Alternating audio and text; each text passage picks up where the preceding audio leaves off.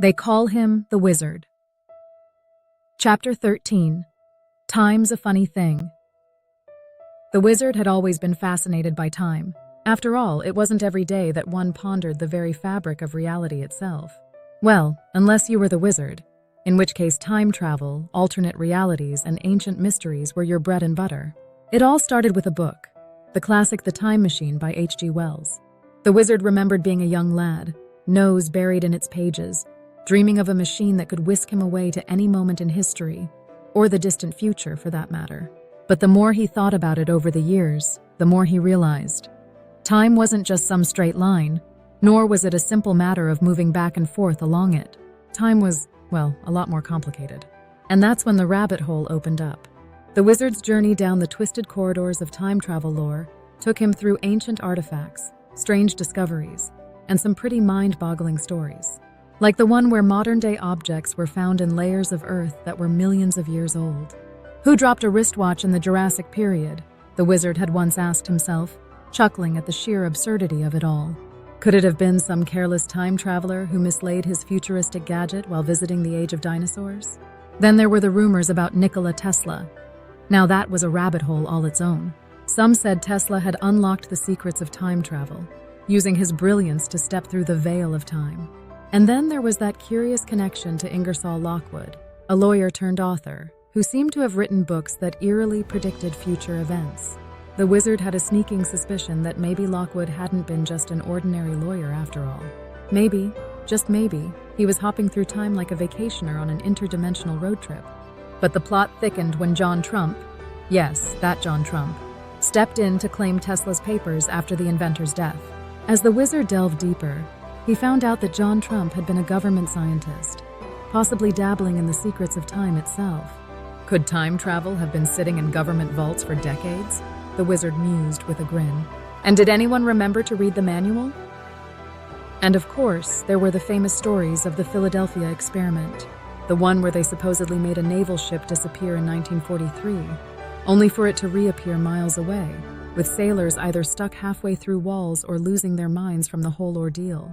Talk about a bad teleportation spell. Then came Project Montauk and Looking Glass. Those names alone sent shivers down the Wizard's spine, even if the whole thing sounded like a B-movie plotline. But one story in particular had always intrigued the Wizard. Project Pegasus, a supposed government program where children were being trained to time travel. That's a new take on summer camp, the Wizard thought with a chuckle. He imagined the project briefing. Today, kids, we're going to hop back to the 1800s. Don't forget your hats and parasols.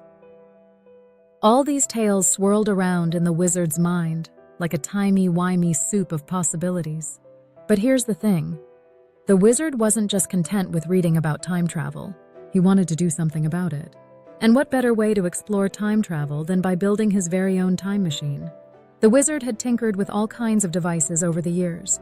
Tesla coils, delta antennas, and a few things that looked like they belonged in a mad scientist's laboratory.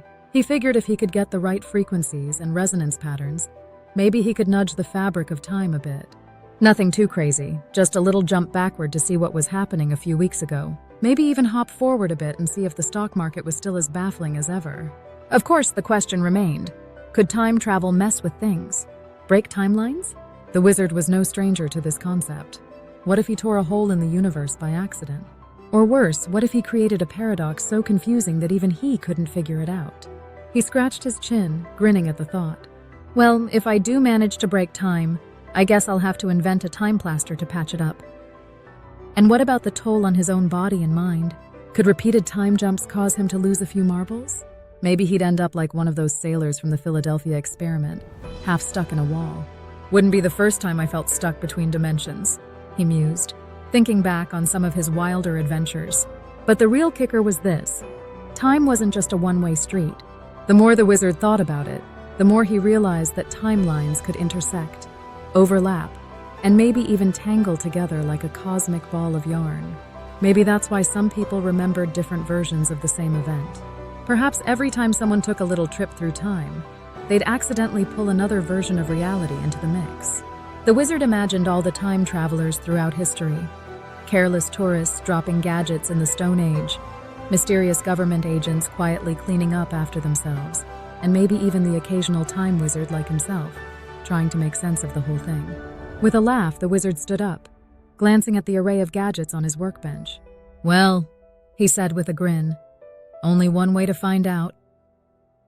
He didn't know if his latest contraption would send him back in time, forward in time, or just make a mess of the space-time continuum altogether.